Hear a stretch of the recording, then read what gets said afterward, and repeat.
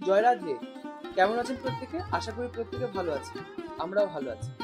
ব্রজদর্শনের একটি পর্বে আপনাদেরকে স্বাগত জানাই। আজ বৃন্দাবন থেকে একটু দূরে গিয়ে আপনাদেরকে দর্শন করাতে চাই এমন একটি স্থান, এমন একটি জায়গা যা আগে কখনো আপনারা বা বাংলা ব্লগের মধ্যে আসেনি। সুন্দর একটি জায়গা, সুন্দর একটি নিদর্শন। আসুন দর্শন করে নেওয়া যাক কুমুদবন।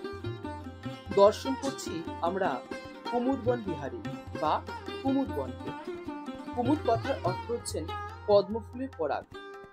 আর এই জায়গাতেই কৃষ্ণ বলরাম যখন গোচরণ করতে আসেন, এখানে তাদের সাথে মৌমাছি বা ভ্রমরের সাথে দ্বন্দ্ব হয়। সব ফুলের মধু খেয়ে তোমরা চলে যাও, আমাদের জন্য থাকে না। আসো, আজ আমরা এই পদ্মফুল থেকে, এই সরোবর থেকে পদ্মফুল তুলে আমরা সেখান থেকে এই মধু পান করব।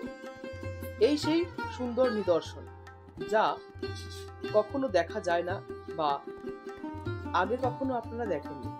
যারা ব্রজে এসেছেন তারা তো দেখেছেনই, আর যারা আসেননি তারা আসুন, একবার দর্শন করে যান।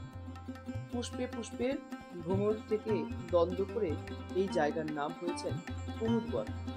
আর এই কুমুদবনে আমরা দর্শন মিলল বা দেখা মিলল এক ময়ূর রানীর। ময়ূর রাজকে দর্শন করতে করতে আমরা প্রায় আপ্লুত।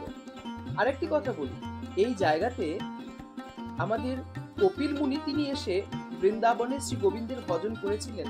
তাই এখানে একটি সরোবর রয়েছে যার নাম গঙ্গাসাগর বলেও আমরা জানি। খুব সুন্দর নিদর্শন। মধ্যাহ্নের সময় আমরা পৌঁছে গিয়েছিলাম এবং সেইখানে আপনাদেরকেও দর্শন করালাম। কেমন লাগছে দর্শন করে অবশ্যই কিন্তু জানাবেন। এই সেই গঙ্গাসাগর। তাহলে আজকের ব্লগটি আমরা এখানেই রাখছি। আবার সুন্দর একটি ব্লগ নিয়ে, সুন্দর একটি দর্শন নিয়ে খুব শীঘ্রই ফিরছি আপনাদের কাছে। রাধে রাধে।